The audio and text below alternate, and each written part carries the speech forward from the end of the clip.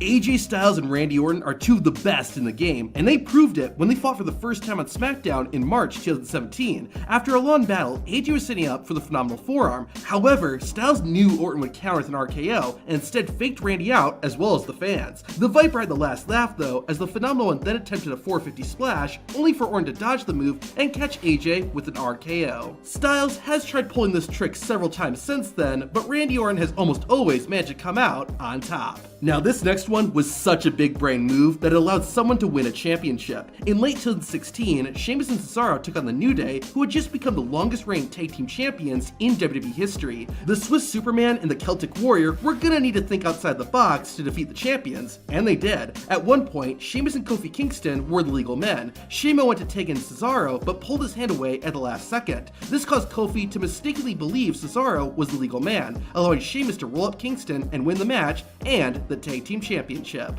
John Cena and Randy Orton have fought in over 20 one-on-one matches against each other. Because of this, the two have gotten creative with how to get the better of each other, especially Randy Orton. One of Cena and Orton's matches was a 60-minute Iron Man match at Breaking Rights 2009. The goal of an Iron Man match is to get as many pinfalls and submissions as you can in the allotted time. Orton was aware and did something pretty smart. Within the first 4 minutes of the match, John Cena locked Randy in the STF. Orton tapped out instantly. While Cena did gain a point, the submission didn't do any damage to the Viper and allowed him to stay fresh for the remaining 56 minutes. Now, Orton did ultimately lose, but he put up a good fight. In 1998, Chavo was feuding his uncle, Eddie Guerrero. The two eventually decided to face off in a hair versus hair match. However, Chavo had to compete against Stevie Ray before facing Eddie. Of course, Eddie's plan was for Chavo to get worn out by Stevie, giving Eddie the advantage in his match against Chavo. Chavo knew this and decided to submit before his match with Stevie Ray could get physical. This kept Chavo fresh for his match with his uncle immediately after. While a smart move, Chavo did end up losing, but he didn't give Eddie the satisfaction of cutting his hair.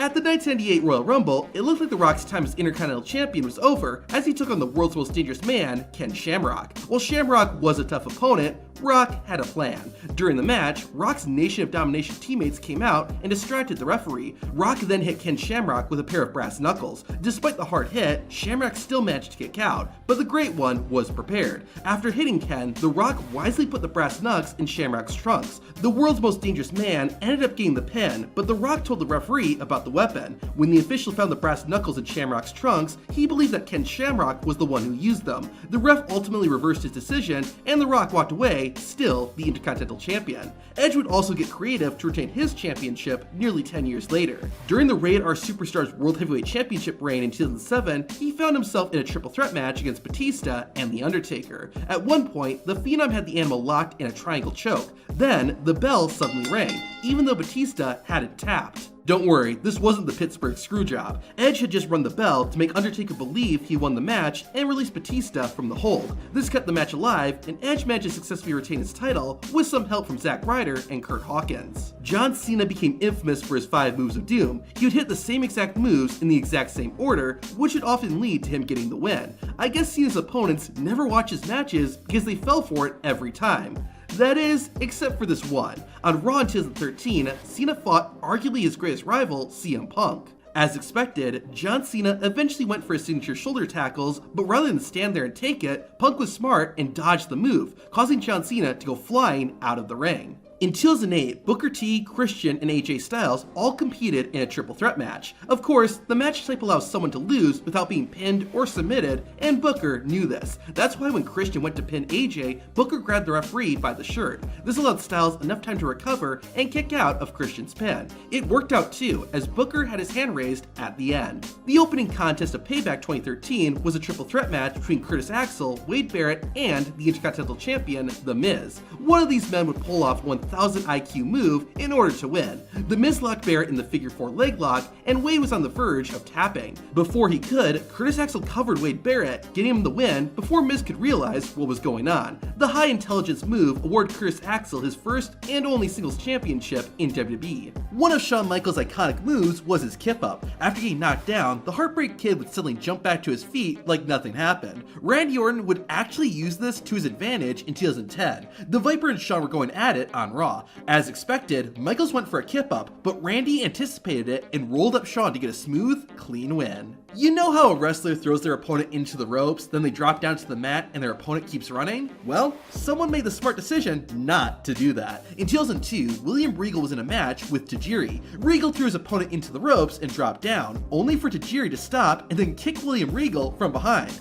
Why don't more wrestlers do that? At King of the Ring 1998, King got his first ever shot at the WWE Championship when he took on Stone Cold Steve Austin. The match was First Blood, which already gave King the advantage considering his face was covered by a mask. However, the Big Red Machine went even further and wore an attire that covered his entire body. Normally, Kane's ring gear left one arm exposed, but for his First Blood match, the Devil's Favorite Demon made the smart decision and had that arm covered. This not only made it harder for Kane to bleed, but it also made it harder to tell if he actually got busted open. It ended up paying off too, as Kane won and became the WWE Champion. Of course, Eddie Guerrero was the best at figuring out creative ways to win matches, whether it was making it appear like his opponent had smacked him with a chair or whipping the referee and passing the blame onto the wrestler he was fighting. However, in some rare cases, Eddie's opponent would outsmart him. In 2005, Eddie and Booker T faced off in a tournament match, with the winner getting a shot at the WWE Championship. During the match, Eddie pushed Booker into the referee and then acted as if he was hurt.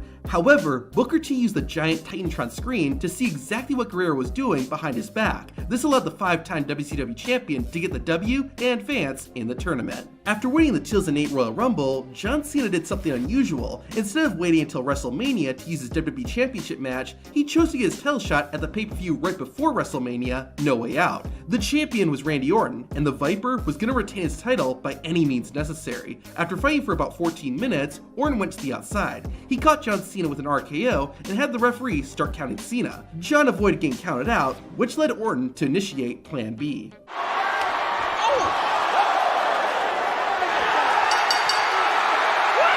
By slapping the taste out of the referee, Randy Orton got himself disqualified. While he lost the match, he still got to keep the WWE title. Over 5 years later, Orton pulled another 1000 IQ move over John Cena. In late 2013, the two WWE legends were fighting in a TLC match to become the unified WWE World Heavyweight Champion. Once Cena was incapacitated, Randy handcuffed John Cena to the bottom rope. Even smarter, Randy threw the key into the crowd, making it impossible for Cena to unlock the cuffs. However, Mr. Hustle, Loyalty, and Respect then pulled a 1000 IQ move of his own. Cena unscrewed the bottom turnbuckle, allowing him to prevent Orton from grabbing the championships. Unfortunately for John Cena, he would still lose after Randy used the ring rope to yank Cena off the ladder. The idea of a last man standing match is to beat up your opponent so badly that they can't get to their feet before the count of 10. However, Chris Jericho decided to work smarter, not harder. At Armageddon 2000, Y2J took on Kane in a last man standing match. The Big Red Machine was significantly bigger than Jericho, but Chris had the bigger brain. While fighting near the entrance stage, Jericho noticed a stack of barrels. Chris decided to knock them over onto Kane, making the masked demon unable to get up before the count of 10, giving Y2J the win. John Cena would do something similar over a decade later. In 2014, Cena found himself in a last man standing match against Bray Wyatt. To end the fight, Cena gave Bray an AA onto a production case. John then wisely put another case on top of Wyatt, making it impossible for him to get up, and therefore making Cena the winner. Did you know that Batista once lost a match due to duct tape? To see it for yourself, watch the video on screen.